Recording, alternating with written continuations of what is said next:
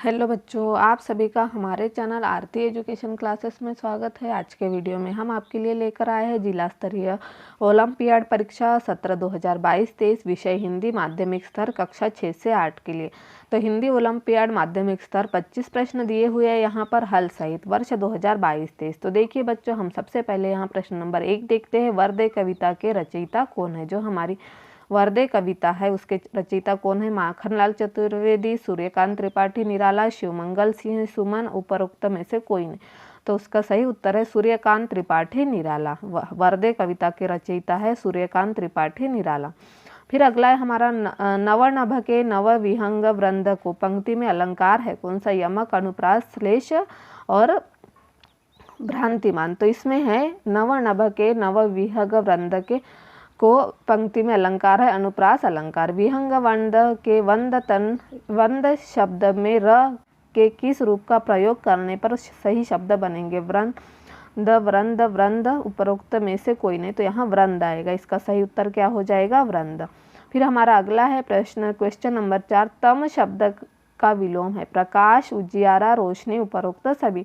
तो तम शब्द का विलोम है उपरोक्त सभी। मतलब तम शब्द के लिए प्रकाश, उजियारा, रोशनी यह तीनों शब्दों का प्रयोग होगा। तो इसका सही उत्तर है उपरोक्त सभी। फिर हमारा अगला प्रश्न है प्रश्न नंबर 5।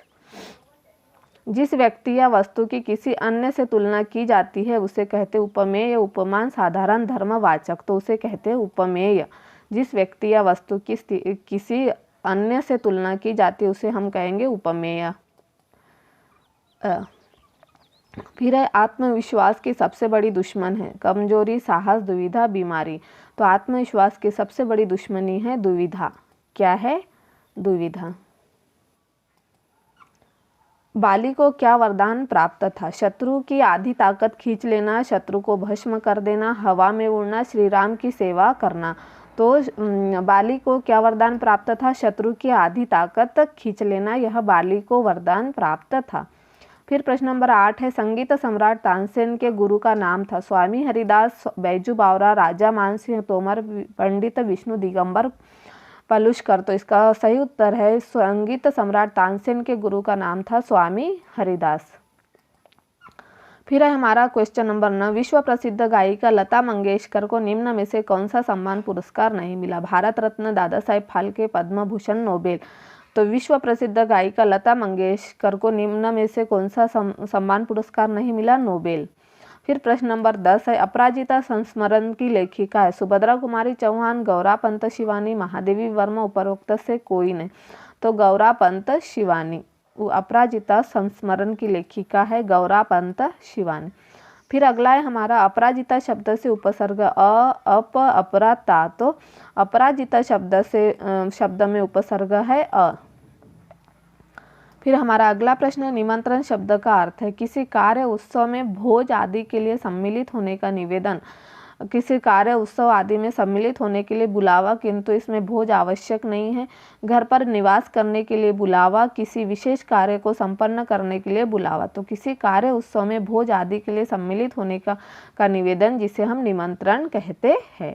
फिर अगला प्रश्न है क्वेश्चन नंबर 13। निम्न में से राम भक्ति के लिए जाने जाते हैं सूरदास, तुलसीदास, रैदास, मीराबाई। तो राम भक्ति के लिए जाने जाते हैं तुलसीदास।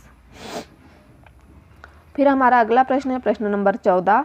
निम्नलिखित रचनाकारों में से किसका संबंध राजस्थान से था? सूरदास, तुलसीबाई, मीराबाई, बिहारी। तो निम्नलिखित रचनाकारों में से मीराबाई का संबंध राजस्थान से था। फिर है पंछी तद्भव शब्द है इसका तत्सम रूप है पंछी, पक्षी, पंछी, खग। तो पंछी तद्भव शब्द है इसका तत्सम रूप है पक्षी। फिर हमारा अगला प्रश्न है प्रश्न नंबर 16। छंद का निम्नलिखित में से अंग नहीं है चरण, यति, तुक, व्यंग। तो इसका छंद का निम्नलिखित में से अंग नहीं है व्यंग। क्या है? व्यंग। फिर हमारा अगला प्रश्न है जबलपुर से भेड़ाघाट की दूरी है 13 मील, 15 मील, 20 मील, 25 मील। तो जबलपुर से भेड़ाघाट की दूरी है 13 मील। फिर हमारा अगला प्रश्न है प्रश्न नंबर 18। सतपुड़ा का जंगल कहाँ स्थित है? उत्तर प्रदेश, मध्य प्रदेश, आंध्र प्रदेश और बिहार। तो सतपुड़ा का जंगल स्थित है मध्य प्रदेश में। फिर हमारा इसके बाद हमारा अगला प्रश्न है प्रश्न नंबर 19। काल शब्द का अर्थ नहीं है समय, यमराज, मृत्यु, अकाल। तो काल शब्द का अर्थ नहीं है अकाल। क्या नहीं है? अकाल। फिर आर्यभट्ट ने अपनी पुस्तक आर्यभट्टीय की रचना किस भाषा में की है? हिंदी, संस्कृत, मलयालम, मराठी। तो आर्यभट्ट ने अपनी पुस्तक आर्यभट्टीय की रचना संस्कृत में की है।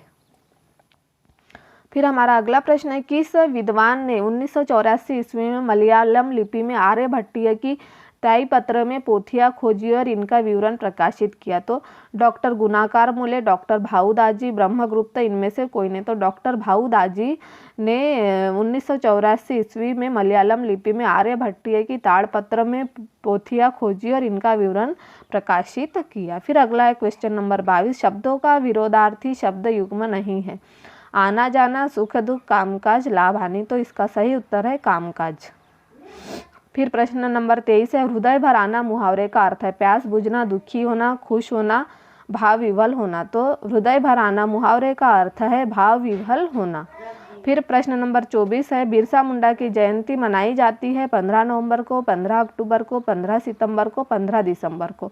तो बिरसा मुंडा की जयंती मनाई जाती है 15 नवंबर को।